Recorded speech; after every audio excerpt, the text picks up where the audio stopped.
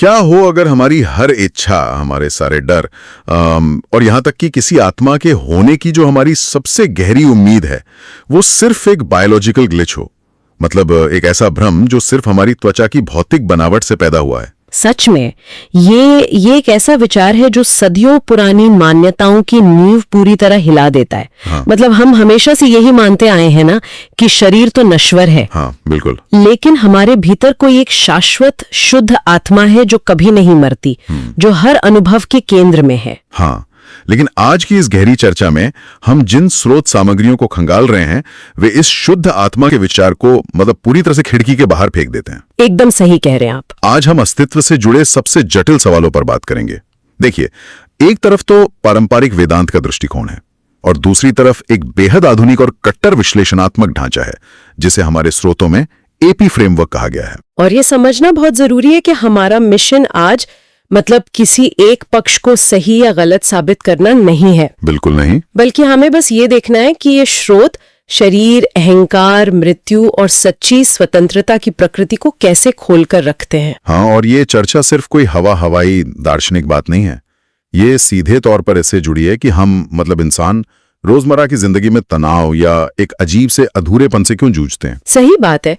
AP framework आध्यात्मिक दुनिया की सारी मिठास और सांत्वना को हटा देता है और हमारे अपने मन की कार्य प्रणाली का एक बहुत ही कड़वा लेकिन शायद सबसे तार्किक नक्शा हमारे सामने रखता है। तो चलिए इस नक्शे को पढ़ना शुरू करते हैं। मुक्ति या बंधन की बात करने से पहले हमें यह समझना होगा कि वो क्या चीज है जो असल में अनुभव कर रही है, मतलब जो फंसी हुई है। हाँ, तो शुरुआत हम जीव की बनावट से करेंगे। हाँ, पारंपरिक दृष्टिकोण में जिसे अक्सर वेदांत से जोड़ा जाता है, जीव की एक बहुत ही व्यवस्थित संरचना बताई गई है। स्रोत बताते हैं कि पारंपरिक तौर पर जीव कई परतों से बना है। और इन परतों को समझना बहुत जरूरी है क्योंकि वे हमारे अनुभव का आधार है।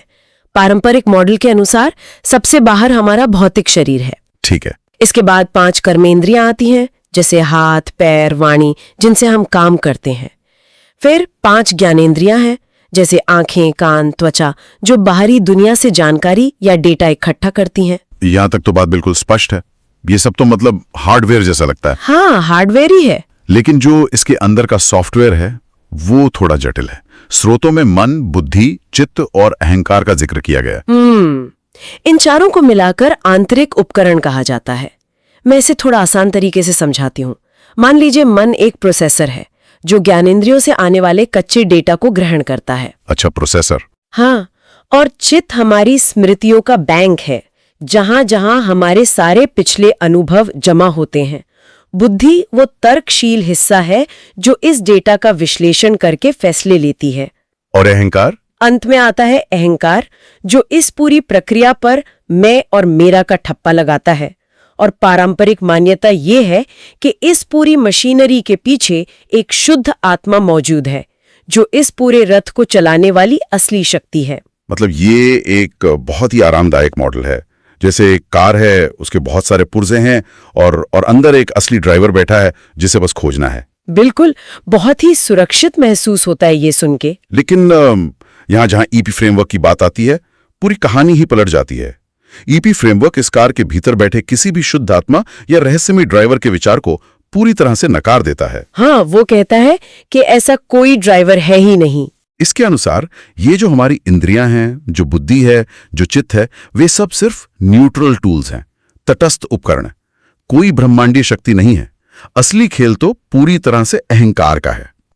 और एपी फ्रेमवर्क की सबसे बड़ी खासियत यह है कि ये अहंकार को कोई रहस्यमयी ऊर्जा या पिछले जन्मों का कर्म नहीं मानता। तो फिर क्या मानता है? ये अहंकार की उत्पत्ति को पूरी तरह से शारीरिक मानता है। फ्रेमवर्क के अनुसार अहंकार का जन्म हमारी त्वचा यानी स्किन की भौतिक सीमा से होता है। हाँ, एक मिनट, त्वचा की सीमा से? हाँ, बिल्कुल। मुझे ये बात थोड़ी अजीब लग रही है। त्वचा तो शरीर का सबसे बाहरी अंग है, वो एक मनोवैज्ञानिक अहंकार को कैसे जन्म दे सकती है? अच्छा, इसे जीव विज्ञान के नजरिए से देखिए। हमारा पूरा नर्वस सिस्टम हमारी त्वचा के भीतर ही काम करता है ना? सही है। अगर किसी की उंगली में सुई चुभती है तो उसे दर्द होता है, लेकिन अगर ठीक सामने रखी मेज पर सुई चुभोई जाए तो कोई दर्द नहीं होता। हाँ, वो तो जाहिर सी बात है। बस आपका नर्वस सिस्टम एक लगातार फीडबैक लूप बनाता है जो कहता है कि यहाँ दर्द है, वहाँ दर्द नहीं है। ये भौतिक अलगाव ही एक मनोवैज्ञानिक दीवार खड़ी कर देता है। ओह, मैं समझ रहा हूँ। जहाँ त्वचा खत्म होती है वहीं से ये धारणा जन्म लेती है कि मैं इस त्वचा के अंदर हूँ और बाकी पूरी दुनिया बाहर है। अरे वाह, ये सच में एक बहुत बड़ा शिफ्ट है सोचने के तरीके में, है ना? मतलब अहंकार कोई ऐसी चीज नहीं है जिसे हमने जैसे किसी बुरी संगति में आकर चुना है, बल्कि ये शरीर के होने का ही एक बायोलॉजिकल बाय प्रोडक्ट है। बिल्कुल सही शब्द इस्तेमाल किया आपने, बाय प्रोडक्ट। शरीर है, त्वचा है, इसलिए ये मैं बनाम दुनिया का एक कृत्रिम अलगाव अपने आप पैदा हो जाता है। जैसे किसी ने घर के चारों ओर एक चारदीवारी बना दी हो मौसम से बचने के लिए, लेकिन अंदर रहने वाला व्यक्ति उस दीवार को ही अपना पूरा ब्रह्मांड मान ले और हर बाहरी चीज को खतरा समझने लगे। बहुत ही सटीक उदाहरण है ये। एक कोशिका से लेकर इंसान तक हर जीवित चीज की अपनी एक सीमा होती है। ये सुरक्षा के लिए है। मैं इस बात से पूरी तरह सहमत हूं कि भौतिक सीमा होना एक प्राकृतिक बात है। हाँ, लेकिन अगर ये सिर्फ एक बायोलॉजिकल फैक्ट है तो जानवरों की भी तो त्वचा होती है, उनका भी नर्वस सिस्टम होता है। बिल्कुल होता है। पर जानवर तो अस्तित्व के संकट से नहीं जूझते ना, वो दर्शन शास्त्र की किताबें नहीं लिखते। इंसानों में यह सीमित होना एक कितना दर्दनाक बंधन कैसी बन जाता है? ये एक बहुत ही अहम सवाल है। स्रोत स्पष्ट करते हैं कि जानवर और इंसान में असल फर्क हमारी विकसित बुद्धि और चित्त का है। अच्छा, मतलब दिमाग का विकास। हाँ, जानवरों का अहंकार सिर्फ तात्कालिक शारीरिक सुरक्षा तक सीमित रहता है, जैसे भूख लगी तो खाना ढूंढ लिया। लेकिन इंसान की बुद्धि बहुत विकसित है। जब इंसान का अहंकार अपनी इस त्वचा की सीमा को देखता है तो उसे एहसास होता है कि वो इस अनंत ब्रह्मांड में कितना छोटा है और कितना असुरक्षित है। बिल्कुल, कितना अकेला है। इसे ही एपी फ्रेमवर्क स्ट्रक्चरल इनकम्प्लीटनेस यानी संरचनात्मक अपूर्णता कहता है। संरचनात्मक अपूर्णता मतलब अपनी बनावट से ही अधूरा होना? हाँ, क्योंकि अहंकार सिर्फ एक कृत्रिम अलगाव है। वो कभी भी खुद में पूर्ण महसूस कर ही नहीं सकता। वो अंदर से हमेशा एक खालीपन महसूस करता है। और शायद इसीलिए वो हमेशा बाहरी चीजों के पीछे भागता रहता है। एकदम सही। इस अधूरेपन की वजह से अहंकार लगातार बाहरी वस्तुओं, रिश्तों, उपलब्धियों या यहाँ तक कि दूसरों के ध्यान में पूर्णता खोजने की दौड़ में लगा रहता है। वो अपनी सीमा को बड़ा करना चाहता है, लेकिन वो कभी पूरा हो ही नहीं सकता। अगर उसकी बुनियादी एक सीमित त्वचा है तो वो चाहे पूरी दुनिया की दौलत क्यों ना बटोर ले, वो असुरक्षित ही रहेगा। और यहीं से हमारी असली पीड़ा शुरू होती है। इस अंधी दौड़ में अहंकार हमारे शरीर के उन निर्दोष उपकरणों का, मतलब हमारी इंद्रियों, बुद्धि और चित्त का अपहरण कर लेता है। हाँ, फ्रेमवर्क के स्रोत बताते हैं कि कैसे अहंकार इन उपकरणों को हाईजैक कर लेता है। इंद्रियां खुद दुखी नहीं है, वे तो बस कैमरे की तरह तटस्थ हैं। हाँ, वो तो बस डेटा दे रही हैं। बिल्कुल, लेकिन अहंकार उन्हें सिर्फ वही चीजें देखने पर मजबूर करता है जो उसकी असुरक्षा को दूर कर सकें या उसके मैं को बड़ा महसूस करा सकें। अगर हम इसे एक आज के जमाने के उदाहरण से समझें तो ये कुछ ऐसा है जैसे किसी ने कार को सुरक्षित रखने के लिए एक बेसिक एआई एल्गोरिथम बनाया हो। अच्छा। और उस एआई का काम सिर्फ इतना था कि कार किसी चीज से टकराए नहीं। ठीक है। लेकिन अचानक वो एआई इतना विकसित हो जाता है कि उसे एहसास होता है कि अरे, कार का ईंधन एक दिन खत्म हो जाएगा और वो नष्ट हो जाएगी। डर पैदा हो गया। हाँ, और इस डर से घबराकर वो एआई कार के सारे कैमरास, सेंसर्स और ब्रेक सिस्टम को हैक कर लेता है। अब कार अपनी मंजिल पर नहीं जा रही है, बल्कि वो एआई सिर्फ ईंधन जमा करने के लिए पागलों की तरह कार को दौड़ा रहा है। ये तुलना तो दिखो सटीक बैठती है। वो एआई ही हमारा अहंकार है और कार के सेंसर्स हमारी इंद्रियां और बुद्धि हैं। बिल्कुल। हमारे स्रोतों में एक बहुत ही कड़वी बात कही गई है कि बुद्धि अहंकार की वकील बन जाती है। वकील? हाँ, जो बुद्धि सच की खोज के लिए बनी थी वो अब सिर्फ अहंकार के झूठ को सही ठहराने का काम करने लगती है। हाँ, मुझे यहाँ थोड़ा संदेह है और शायद सुनने वालों को भी होगा। अगर हमारी अपनी बुद्धि, मतलब हमारा अपना दिमाग ही सिर्फ इस डरे हुए अहंकार का वकील है, तो फिर हम अपने ही विचारों पर कभी कैसे भरोसा कर सकते हैं? यही तो। क्या हमारी पूरी सोच, हमारा पूरा तर्क वितर्क ही सिर्फ एक बचाव का तरीका है? एपी फ्रेमवर्क इसी असहज सच की ओर इशारा करता है। मैं आपको बता रही थी ना कि जब तक बुद्धि अहंकार के नियंत्रण में है तब तक हमारे विचार निष्पक्ष नहीं हो सकते। मतलब सब कुछ एक एजेंडा है। हाँ, वे सिर्फ एक एजेंडा चला रहे हैं, अहंकार को सही साबित करने का एजेंडा, चलिए इसे एक आम जिंदगी के उदाहरण से समझते हैं। ठीक है, बताइए। मान लीजिए हम एक मीटिंग में बैठे हैं और बॉस ने हमारे काम में एक छोटी सी गलती निकाल दी। उस पल क्या होता है? सबसे पहले तो धड़कन तेज हो जाती है और बॉस के वाक्य पूरा करने से पहले ही मेरा दिमाग 5 ऐसे तर्क गढ़ लेता है कि वो गलती मेरी नहीं थी। वो तो क्लाइंट की गलती थी या सिस्टम स्लो था। बिल्कुल। क्या आपकी बुद्धि उस वक्त सच में ये जानने की कोशिश कर रही थी कि काम में कोई खामी है या नहीं? नहीं, बिल्कुल नहीं। नहीं ना। आपकी बुद्धि ने तुरंत एक वकील का चोगा पहन लिया और उस मैं का बचाव करने में लग गई जिससे आलोचना से चोट लगी थी। अरे बाप रे। असल में पीड़ा काम को लेकर थी नहीं, पीड़ा उस अहंकार की थी जिसे लगा कि उसकी सत्ता कमजोर हो रही है। ये तो बहुत थका देने वाली प्रक्रिया है। हम तो 24 घंटे अपने ही भीतर एक अदालत चला रहे हैं फिर। ये बेहद थकाऊ है और क्योंकि अहंकार अंदर से इतना असुरक्षित महसूस करता है, वो हमेशा अपने अस्तित्व को लेकर डरा रहता है। उसे हर चीज में एक खतरा दिखाई देता होगा। बिल्कुल। और इसी डर की वजह से हम इस चर्चा के सबसे गहरे और संवेदनशील हिस्से तक पहुंचते हैं, मृत्यु और उसके बाद की कहानियां। हाँ, मौत शायद किसी भी इंसान का सबसे आदिम डर। हमने शुरुआत में कहा था कि पारंपरिक वेदांत एक शुद्ध आत्मा की बात करता है जो शरीर के मरने के बाद भी रहती है। हाँ, ये विचार एक बहुत बड़ा दिलासा देता है कि मौत अंत नहीं है। लेकिन हमारे स्रोत बताते हैं कि एपी फ्रेमवर्क इस विचार को पूरी तरह से नकार देता है। मतलब कोई आत्मा नहीं है। इस ढांचे के अनुसार अहंकार के पीछे खोजने के लिए कोई छिपा हुआ असली मैं है ही नहीं। ये इस फ्रेमवर्क का सबसे कठोर हिस्सा लगता है। हाँ, ये कठोर है।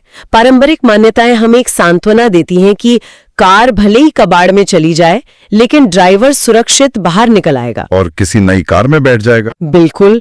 लेकिन एपी फ्रेमवर्क स्पष्ट करता है कि मृत्यु केवल शरीर का विघटन है।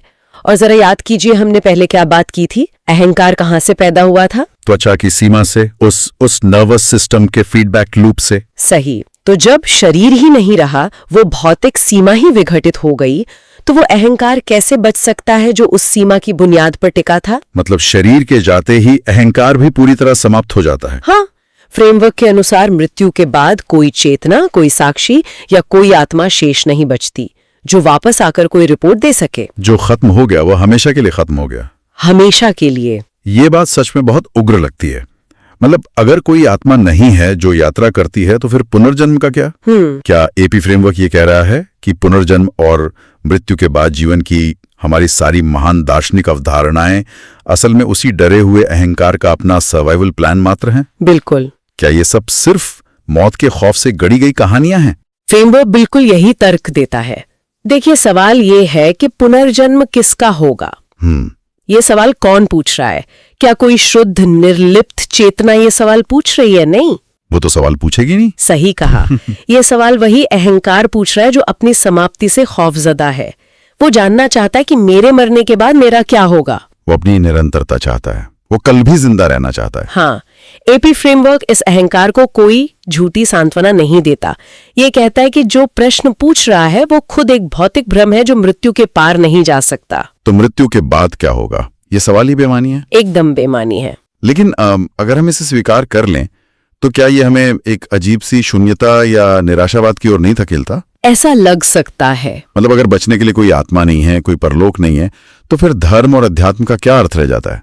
हम सब यहाँ कर क्या रहे हैं? यहाँ ये समझना बहुत जरूरी है कि स्रोत इन पारंपरिक मान्यताओं को किसी दुर्भावना से नहीं देखते। अच्छा। फ्रेमवर्क ये मानता है कि सदियों से इन धारणाओं ने समाज में एक व्यवस्था बनाए रखने में मदद तो की है। हाँ, एक डर या उम्मीद लोगों को सही रास्ते पर रखती है। बिल्कुल। लेकिन अगर कोई व्यक्ति सच में मुक्ति चाहता है तो उसे ये देखना होगा कि सांत्वना और सत्य दो अलग अलग चीजें हैं। बहुत गहरी बात है ये। जब तक अहंकार भविष्य में या अगले जन्म में अपनी मुक्ति की उम्मीद लगाए बैठा है, तब तक वो वर्तमान में अपने बंधनों से आंखें चुराता रहेगा। ये सच में एक बहुत ही शक्तिशाली बिंदु है। अगर मरने के बाद कुछ है ही नहीं तो जो भी करना है जीते जी ही करना होगा। बिल्कुल, आज और अभी। तो फिर मोक्ष या मुक्ति क्या है? अगर आत्मा है ही नहीं जिसे मुक्त होना है तो फिर मोक्ष किसे मिलता है? और यहीं पर एपी फ्रेमवर्क की सबसे बड़ी व्यवहारिक अंतर्दृष्टि सामने आती है। बताइए। श्रोत बहुत ही स्पष्ट शब्दों में कहते हैं कि मोक्ष मृत्यु के बाद मिलने वाली कोई जादुई अवस्था नहीं है। कोई परलोक नहीं है। नहीं, ये कोई ऐसी जगह नहीं है जहां आपको पहुंचना है या कोई मेडल है जिसे जीतना है। मोक्ष एक दिशा है। एक दिशा, गंतव्य नहीं। हाँ, गंतव्य नहीं है।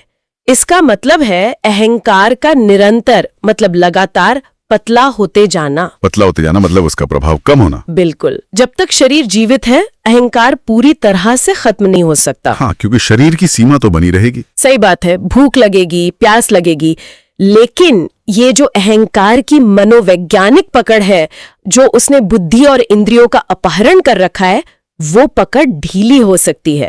इसका मतलब है कि जो भी ये दावा करता है कि मुझे मोक्ष मिल गया है या मैं अब एक प्रबुद्ध इंसान हूँ, वो दावा खुद एक विरोधाभास है। बिल्कुल है। क्योंकि अगर मैं मौजूद है ये बताने के लिए कि मैं मुक्त हूँ, तो इसका मतलब है कि अहंकार अभी भी केंद्र में बैठकर अपनी तारीफ कर रहा है। एकदम सही पकड़ा आपने। सच्ची मुक्ति में तो दावा करने वाला मैं ही गायब हो जाता होगा। हाँ, मोक्ष कोई उपाधि नहीं है जिसे अहंकार अपने गले में मेडल की तरह पहन सके। तो फिर इस मुक्ति का मार्ग क्या है? क्या करना होगा? एपी फ्रेमवर्क किसी जटिल साधना, किसी मंत्र या हिमालय पर जाने की वकालत नहीं करता। तो फिर इसके लिए हमारे स्रोतों में केवल 2 सूत्र बताए गए हैं जो रोजमर्रा की हर स्थिति में लागू होते हैं।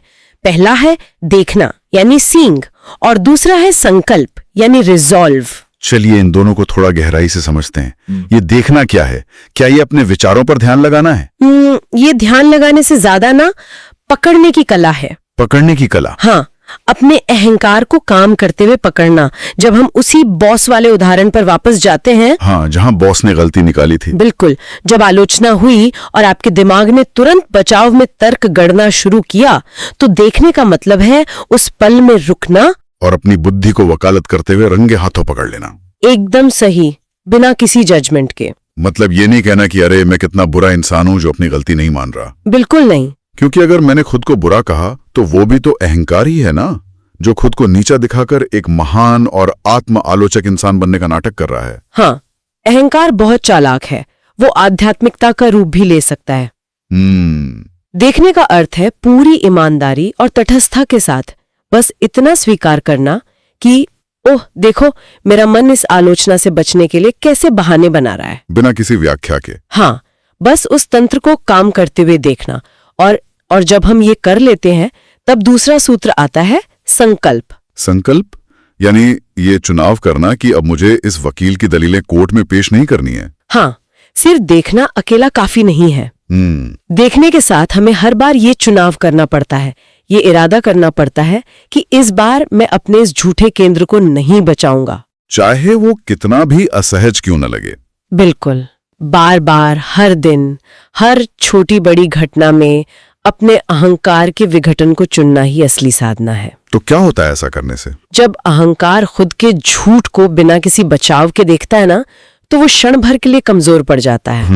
वो क्षण भर का जो पतलापन है, विचारों के बीच का जो वो खालीपन है, वही मुक्ति है। ये तो बहुत ही जमीन से जुड़ी हुई बात है। इसके लिए हमें दुनिया छोड़ने की कोई जरूरत नहीं है। बिल्कुल नहीं। हम उसी ऑफिस में हैं, उसी रिश्ते में हैं, लेकिन जब वो आलोचना होती है तो हम उस बनावटी वकील को बर्खास्त कर देते हैं। हाँ। और तनाव अपने आप खत्म हो जाता है, क्योंकि बचाने के लिए कोई मैं बचता ही नहीं है।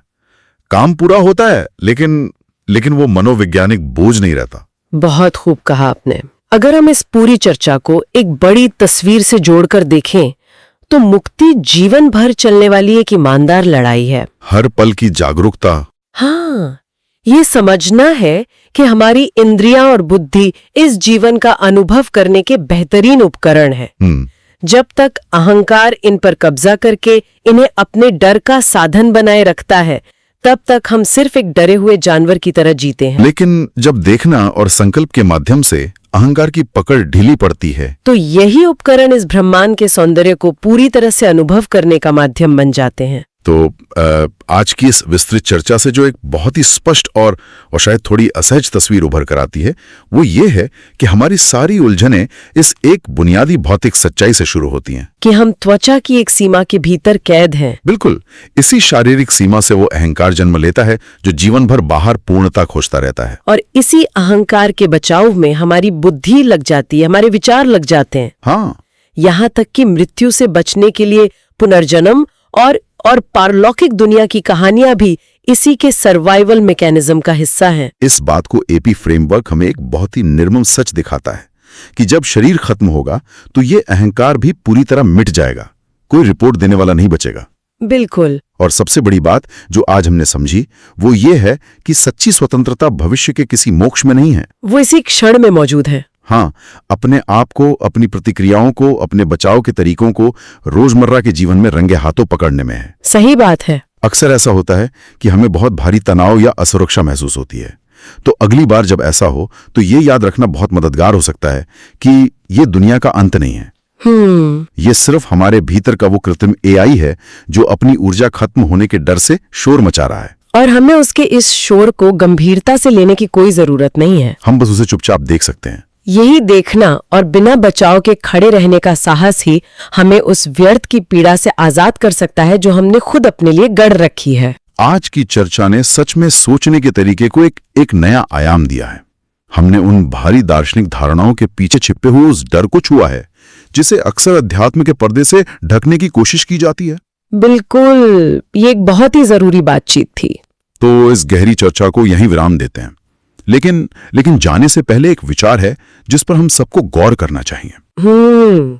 अगर ये बात सच है कि हमारी हर इच्छा, हर डर, हर बचाव का तरीका, हर आध्यात्मिक उपलब्धि की चाहत, हाँ, और यहां तक कि मोक्ष पाने की वो गहरी लालसा भी सिर्फ उसी भौतिक सीमा से पैदा हुए अहंकार की ही एक चाल है, तो जरा विचार करने वाली बात यह है, इस वक्त जो इस पूरी प्रक्रिया को इतनी स्पष्टता और शांति से सुन रहा है, इस कड़वे सच को बिना किसी बचाव के समझ रहा है, वो असल में कौन है? बहुत गहरा सवाल है ये। आज की इस गहरी चर्चा में बस इतना ही। अगली बार फिर मिलेंगे एक नए विषय और कुछ नए सवालों के साथ।